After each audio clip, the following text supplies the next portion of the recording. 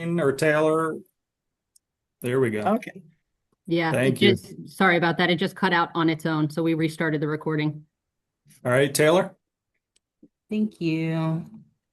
All right. So today included in your packet is the final draft of the MPO's work program, the UPWP.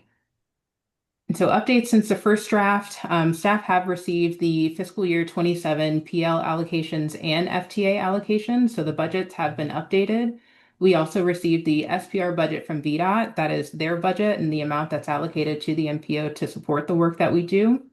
Under program administration, following a request from VDOT and new guidance from Federal Highway, direct expenses related to travel, training, and professional development were identified as a separate line item in the UPWP.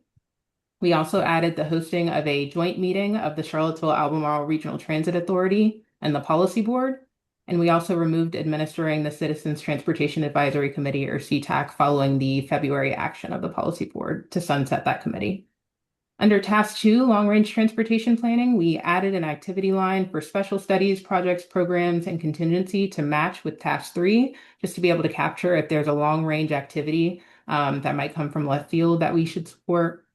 And we also added a bullet under D, Long-Range Transportation Plan, to capture beginning to develop a public engagement framework, including exploring an ad hoc committee for public engagement. And that was also related to the CTAC sunsetting. So just making sure we can capture being able to start doing that work next fiscal year.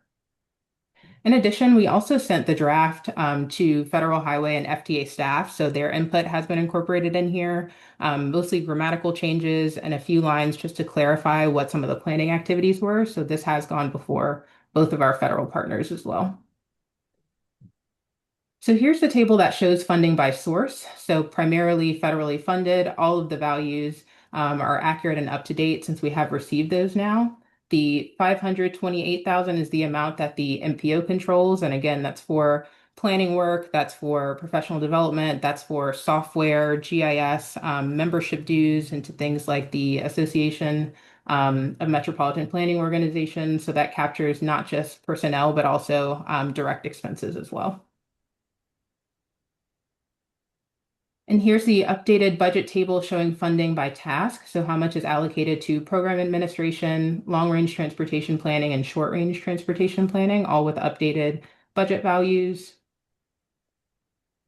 And just a refresher on what's captured in there. So for the ongoing and continued activities, so continuing to administer the MPO, smart scale coordination and full application submission is also captured in there. Continuing to participate in STARS and project pipeline studies, annual adoption of the performance safety targets, continuing the TDM study that was included in this fiscal year's UPWP, and also developing and submitting other grant applications like Safe Streets and Roads for All, build as those discretionary grant opportunities come up.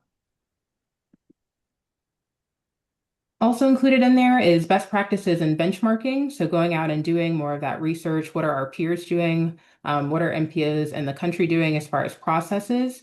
This is where the work related to smart scale process could fall into this best practices and benchmarking. What do our procedures look like? Our processes look like? And how do we make those better? The LRTP and tip data. So we did develop and update a new tip. You'll hear about that shortly. That's one of the items that Gorian is going to cover during this meeting. But taking some time next fiscal year to pull the projects out of our LRTP and the new tip and to actually do some mapping with that and showing that those projects and that work. And finally, bicycle and pedestrian accounting. So this is something that's incorporated into the short range section of the UPWP, evaluating the feasibility of establishing a bicycle and pedestrian counting data program. This would support the city and the county and the MPO in project planning, grant writing, safety analysis related to vulnerable populations. And then we would also identify recommendations for count locations, equipment procurement, and a potential pilot if this is something that the MPO wants to pursue. All right. And with that being said, happy to take any questions about this one, about the UPWP. All right. Are there any questions on this item? I I guess I think at a recent meeting there was a discussion about this bicycle pedestrian counting, and it was raised that there's already existing software that a lot of hikers and bikers use. And so I want to make sure that we're not recreating a wheel that already exists and spending a lot of money and time on something that is duplicating an effort that's already out there. Thank you. Any further comments or questions? Yes, Go just ahead. about that, as that is a really good point. There are like heat map options available for seeing who's using Strava or Ride with GPS. Those are kind of the two most popular ones. As someone who often bike commutes and also has those apps, there is a difference between when I log something or not. It's not on all the time. If I'm just like bopping to City Hall, no. If I'm going on a big long ride, yes. So I think there's value in being able to double check. Also, like kids might not have it. And I think having a self-reported data is always going to be less accurate than consistently accumulated data via a third party. But I totally understand not wanting to spend infinity money on it, but it is valuable to have, I think, a more accurate count whenever we get to that. Very good. Any other comments or discussion? All right, looking for a motion to approve the Charlottesville, the CAMPO fiscal year 27 Unified Planning Work Program. So moved. Is Second. there a second? All right, the motion has been made and seconded. Gorion, if you'll please call the roll. Supervisor Galloway, Yes? Counselor Oshry, Yes. Supervisor Malik, Yes. Counselor Fleischer, Yes. Mr. Nelson. Yes. Very good. The motion carries. The next item is item C, fiscal year 27, fiscal year 30, Transportation Improvement Program. Gorion? Thank you, Mr. Chair.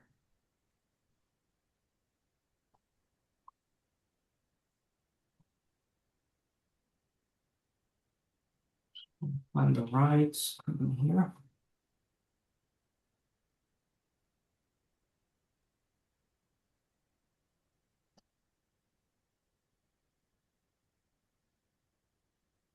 All right. Thanks everyone. My name is Goran Georgievsky. I'm a regional transportation planner at the TJPDC, but also supporting the work for the NPO. Today I want to talk briefly about the new fiscal year or federal fiscal year 2027 to 2030 TIP document. In your packet, you will find this presentation, a link to the draft document, updated to reflect the feedback from the technical committee, and the staff memo with information to the updates in the document. Since this item requires action from the policy board, it also includes a resolution for adoption of the TIP.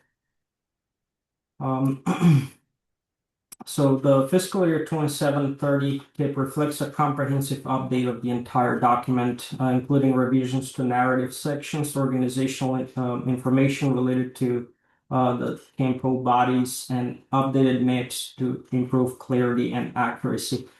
This document has also been reviewed to ensure consistency with current federal and state requirements. Updates have been made to reflect applicable laws, regulations, and funding sources. These updates will ensure that the TIP remains compliant, transparent, and aligned with current planning and programming practices. The TIP also includes roadway, transit, bicycle, and pedestrian projects that reflect a comprehensive approach to transportation investments across the region.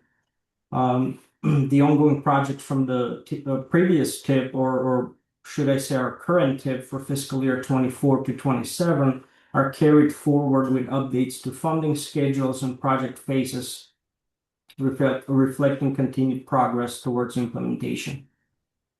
The TIP also includes projects that are funded through programs such as Smart Scale and other federal and state sources, advancing regional priorities in safety, congestion mitigation, and accessibility.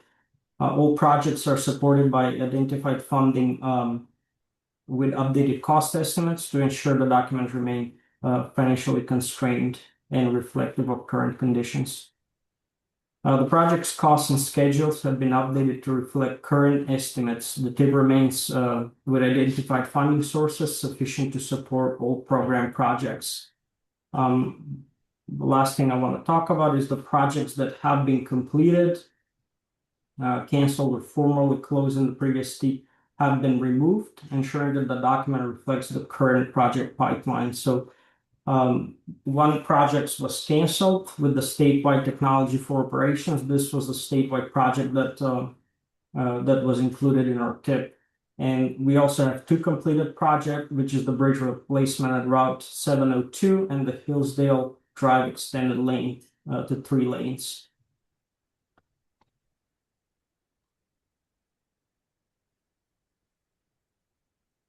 I did want to say that the TIP reflects the state priorities, including in maintaining a state of good repair, improving transit accessibility, and supporting multimodal transportation options within the region. The last, I don't want to talk about a lot about these tables, but in the presentation, there are 2 tables that are the summary tables. These include the total of funding sources from the both transit and VDOT projects. The current document, or the document that was posted on the website, includes detailed tables about all the fundings related to the projects in the document. And since this item requires a public hearing per the CAMPO's adopted public participation plan, we have sought public feedback at least 30 days prior to this meeting through various newsletters and the media. And as of today, we have not heard any feedback. I would be happy to take any questions. Thank you. Are there any questions or comments on this item? All right, we're looking for a motion to adopt the fiscal year 27 to fiscal year 30 transportation improvement program as presented. So moved. 2 motions. It's All nice right, harmony there. Motion made by Councilor Fleischer, seconded by Supervisor Malik. Without objection, Gorion, please call the roll. Supervisor Galloway, Yes. Councilor Oshner, Yes. Supervisor Malik, Yes. Councilor Fleischer, Yes. Mr. Nelson. Yes. Thank you. Motion carries. Next is 4D, fiscal year 24-27 TIP amendment number 14 and adjustment number 27. If you're looking for specificity, Taylor's got her hand up. So Did we miss sorry. something, Taylor? Yes, if I may. So we did have public hearings noted for the UPWP and for the TIP that Gorion just presented on, listed on the agenda. And so if you want to, do you want to consider those like before we move to the next item? Oh, I didn't catch the public hearing. That's my mistake. So we're at the TIP now, so we will open the public hearing. Is there anyone who wishes to speak to this item as part of the public hearing? All right, seeing no hands, we will close the public hearing. The matter is back before the board. The motion has been made and seconded. Is there any further discussion? Then we will call the roll. Supervisor Galloway, Yes. Councilor Oshner, Yes. Supervisor Malik, Yes. Councilor Fleischer, Yes. Mr. Nelson. Yes. If I have to get the next level up on my reading glasses, that's going to be a problem for me. I just want everybody to know. Then we will go back to item 4B, the fiscal year 27 Unified Planning Work Program. The presentation has been made. We will open the public hearing. Is there anyone who wishes to speak to this item as a member of the public? 2 years ago. 2 years ago, what? All right, I'm not seeing any requests to speak to this item, so we will now close the public hearing. Christine and/or Taylor, we've already voted on this. Is it advisable to take another vote since we did that? All right. I've never missed the public hearing portion before. All right, if somebody would please restate the motion to approve the fiscal year 27 Unified Planning Work Program. So moved. Second. All right, the motion has been made and seconded without objection. Gorion, please call the roll. Supervisor Galloway, Yes. Counselor Oshrin, Yes. Supervisor Malik, Yes. Counselor Fleischer, Yes. Mr. Nelson. Yes. Thank you. My apologies for that. We will move now to item 4D, fiscal year 24-27 TIP amendment number 14 and number 27. Gorion? Good afternoon, everybody. It's me again. So this current item reflects for an amendment that is in our current TIP, since the adopted TIP that was just adopted is not in effect yet. So this one reflects to the fiscal years 2024 to 2027. It's going to be TIP amendment number 14. Just a little bit of summary. In the beginning of FY25, TJPDC received the FTA Section 53 funding to support the PATH program. That meant that we were including 3,000 of FTA 5310 funds, 3,000 in state funds, and 1,000 in local matching funds. This amendment will add additional funding to that program for federal fiscal year 2026. In the amount of 6,000 in federal FTA 5310 funds, 5,000 in state, and 1,000 in local funds supporting the PATH program services. This item requires an amendment to the document because the additional project funding surpasses the 100% funding increase threshold of the entire project's total. For this item as well, we have sought public feedback based on the adopted public participation plan at least 15 days prior to this meeting, and as of today, we have not received any. The last item is just informational. It's a TIP adjustment, specifically for the mobility management program. It's adding additional funding for federal fiscal year 2026 in the amount of 140,000 in FTA 5310 funding, 28,000 in state funding, and 7,000 in local funds. This item does not require action from the board.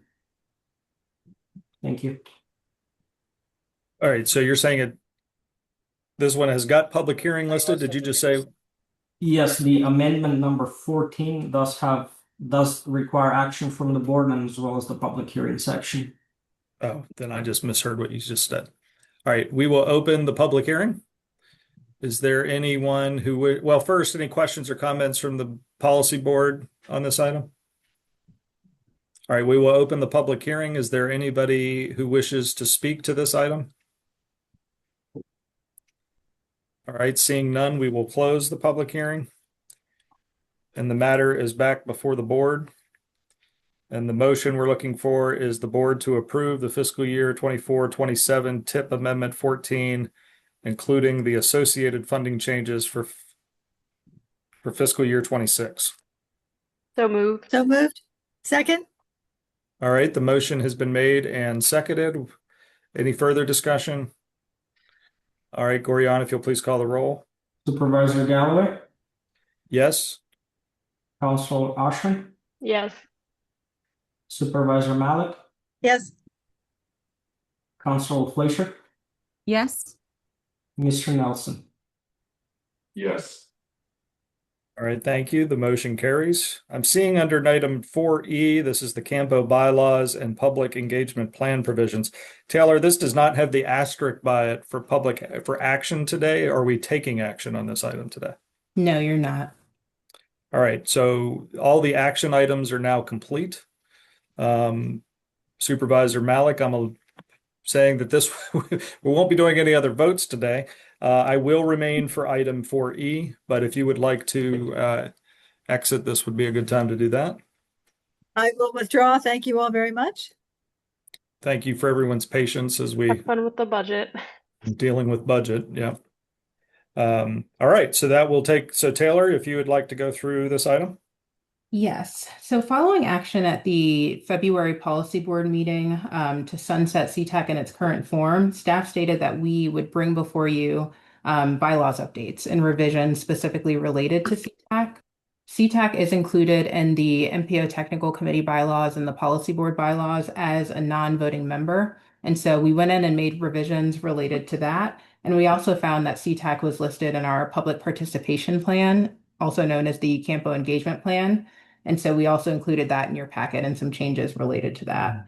It's only informational for you today, and it'll come back before you for approval at your next meeting.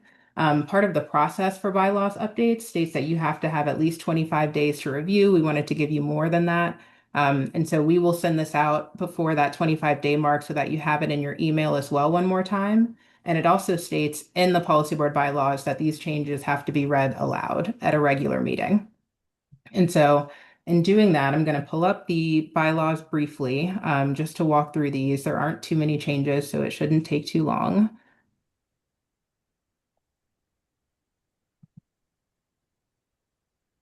All right, so the changes that we made included in your packet was a clean version and also a red line track changes version. So anywhere where you see red or something crossed out is where staff made changes. So at the top of the bylaws, we made an update to add amended the date of your next policy board meeting, and moving down here, the date of the last amendment, which was in 2013. And scrolling through the document, we removed up here, these were dates of previous amendments, but since this was not consistent across all of the years, we just crossed this part out and would refer to the top of the bylaws where it has the dates of all of the amendments and adoptions. Under Article 3, membership, here crossed out is the Long Range Plan Citizens Advisory Committee. That's what CTAC was formerly known as, so we crossed that out of the bylaws. Under Article 4, terms of office and voting, the Long Range Plan Citizen Advisory Committee was also crossed out.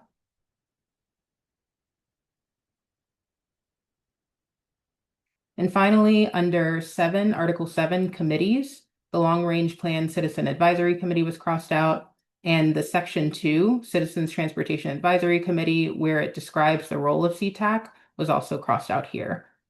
And then we had subsequent renumbering of the sections that followed that. So those were the changes in the policy board bylaws. We also included the technical committee bylaws in your packet, but it's not required that we read those aloud, but I'm happy to take any questions about any of these documents if you have them. Are there any questions on this item? We just have to read it aloud once.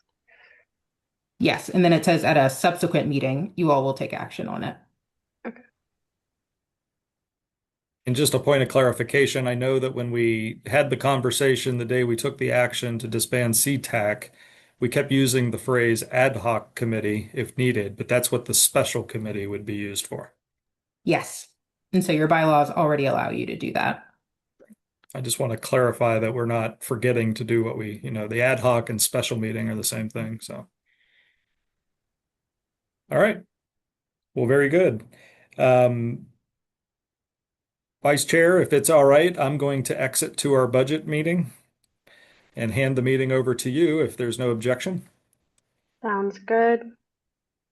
Good luck. All right, thank Have you fun. all. I'll come back and watch the rest of the meeting. Thank you all. We'll be here.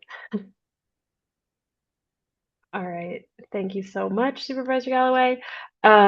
The next item on we're done with 4E, so we'll move on to 5, which is staff updates, and there's a staff report that Ms. Jenkins will provide. We included a few written updates in your packet, and I'll touch on a few of the high-level ones. The Safe Streets and Roads for All Notice of Funding Opportunity did come out at the end of last month, and so PDC and MPO staff have been reaching out to local jurisdictions just to gauge everyone's interest and participating in an implementation application for that funding opportunity.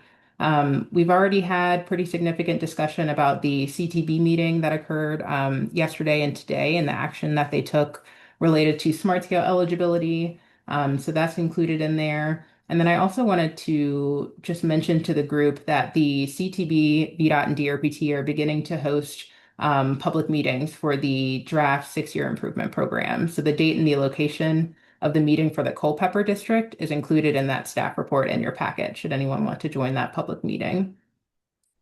And then finally, I also wanted to share an exciting update that we are preparing to transition to being back in the office after being pretty remote since January. And so the week of May 4th will mark our first full week back in the office. So just wanted to make everyone aware of that transition. We're really looking forward to being back in person. Great.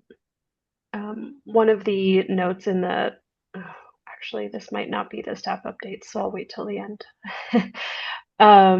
Any questions on any of that from policy board members?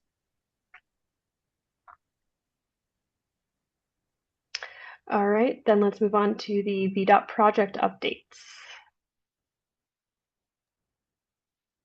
Hey, are you taking this, Chuck, or do you want me to take it? All right.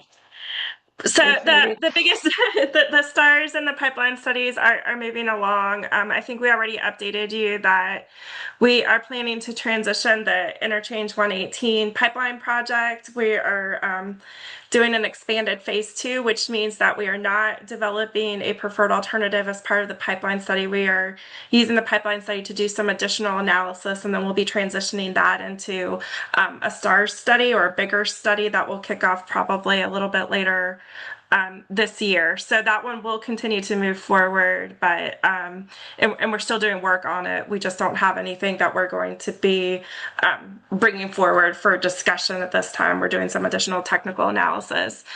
The US 29 corridor and the US 29 interchange projects, we are moving forward with just finalizing the alternatives to advance for additional analysis and public review. We have a meeting scheduled with the study work group on May 7th. We just scheduled that this afternoon for the interchange alternatives portion of that study. And then we will be going out for public survey on the advanced alternatives that has agreement from the study work group and meets technical feasibility requirements to get public feedback. And then we'll be able to start working through recommendations for that study. We do anticipate that we will wrap that one up later this summer. The pipeline studies are moving along. We have everything we need for the diverging diamond interchange. Just finalizing some additional updated technical information for that, but that one's in good shape to support the smart scale application. Chuck, did I miss anything that you want to add? No. Any questions? I do have a question, which is we at the neighborhood walk earlier this month, which was in the North Grounds area, people noticed some tree cutting along Emmett Street in between JPJ and the Taco Bell, and wondered if that was VDOT getting ready for work there. Does that ring a bell, or is it a different thing entirely? To our planning studies, I couldn't speak to other efforts there. I don't know if any of my colleagues know anything about that. Or Julia, maybe? Yep. Sorry, I was trying to get my video to come back. Yes, that is related to the Smart Scale, the Emmett Street Smart Scale project, which is a streetscape biped improvement that goes from Ivy Road to Arlington. Yep. Okay, great. And yes, so that's why you're seeing, so there's a shared use path that goes on the west side of the road, and there'll be a tunnel that goes through the train trestle there as part of that. So I understand that that's all part of the same project. Okay, great. Yes, I'm familiar with what it will look like. I just wasn't sure if that had started yet. So I'm happy to see that it has. Any other questions about the planning studies or pipelines? Okie dokie. Then we can go to the additional matters from the public is next, but before we jump to that, I did want to highlight in the staff updates the very last thing, which is the Virginia Breeze east-west connection. The Tidewater Current opened up this week, which is just very exciting, and I wanted to call that out and celebrate it, especially because today's Earth Day, but also because it's the kind of first east-west reliable connection that we've ever had, or at least had in a long time. So that's super exciting. Now moving back to matters from the public. If anyone would like to speak, please raise your hand and I will call on you. Before I call on anyone, do I keep the time or does someone else? I'm happy to, I just want to make sure. Sorry, to press my mute button. Staff keeps time for you and we'll let you know when it's 5 seconds before the 3 minutes. Okay, thank you very much. I appreciate it. All right, it looks like Mr. Stolzenberg would like to go first. Yes, thank you.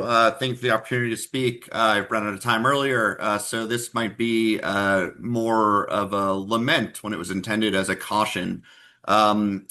I want to first say that I'm speaking solely as a private resident. I hold no official office anymore, but I served on the Planning Commission and as the Planning Commission representative to MPO Tech from 2018 to 2025. And as chair of MPO Tech from 2019 to 2024. I can recall many occasions where we had disagreements between localities, and usually those disagreements were worked out through collaboration and cooperation. I can recall countless times where Mr. Proctor, Ms. Shackelford, Mr. Boyles, and Ms. Jacobs abstained from votes when it was a topic of interlocality dispute to allow that process to play out. And so I was surprised to see both the technical committee earlier this year and today to see votes being taken when two localities were in disagreement. I was also surprised to hear from Chair Galloway that this was the first time that people on policy had heard that there were concerns about these projects. I know that discussions at Tech had happened as earlier mid last year, if not earlier. I hope that as this smart scale application round comes to a close, you all will do some introspection about how to keep collaboration between localities and between tech and policy working well, hopefully better than it has in the last round or two. And keep that in mind and not take actions that will harm or cause difficulties for interlocality cooperation and relations. The MPO is the body for interlocality cooperation, continuing cooperative and comprehensive transportation planning. And I think that it's quite important that everybody involved keep in mind that things should be done in a spirit of cooperation and collaboration. Thank you. Thank you, Mr. Stolzenberg. Are there any other comments from the public? Not much public left here. Okay. Well then, with no other additional speakers, before we adjourn, are there any other comments from members? All right. With no other comments, I will entertain. Oh, I did want to say something. This is Work Zone Awareness Week. So I just want everyone to be aware that it's Work Zone Awareness Week. We just had a Workers Memorial Visual up on Acton Mountain. Just remembering those that died in work zones, serving the public. So the slogan this year is Safe Actions, Save Lives. So it's all of our duties to ensure that we're paying attention in work zones as construction is ramping up. So I just kind of wanted to put that message out there. Today is Go Orange Day. I have my orange socks. You can't see it, but it's Work Zone Awareness Week. So I just wanted to kind of bring that to the group. Thanks. Great. Thank you so much. Sorry, I missed your hand. Councilor Fleischer?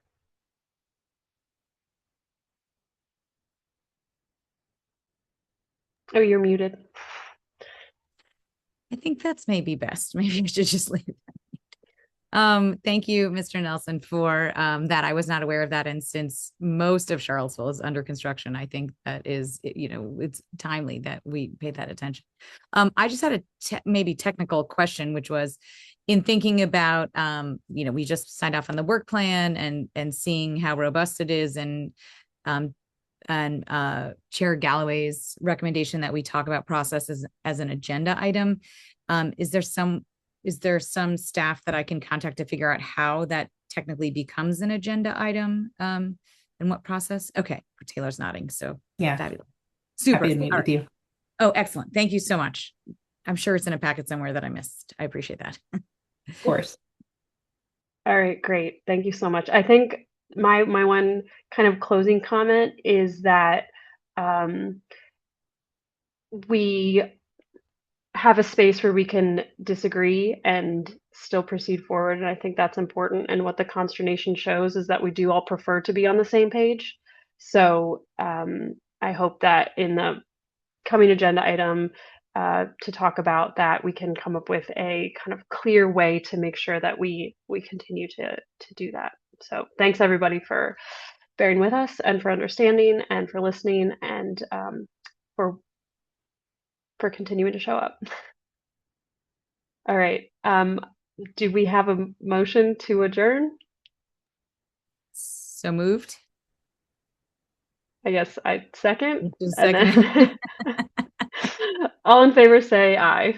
Aye. Aye. All right. Thank you very much, everybody. Thanks, everyone. Thank you.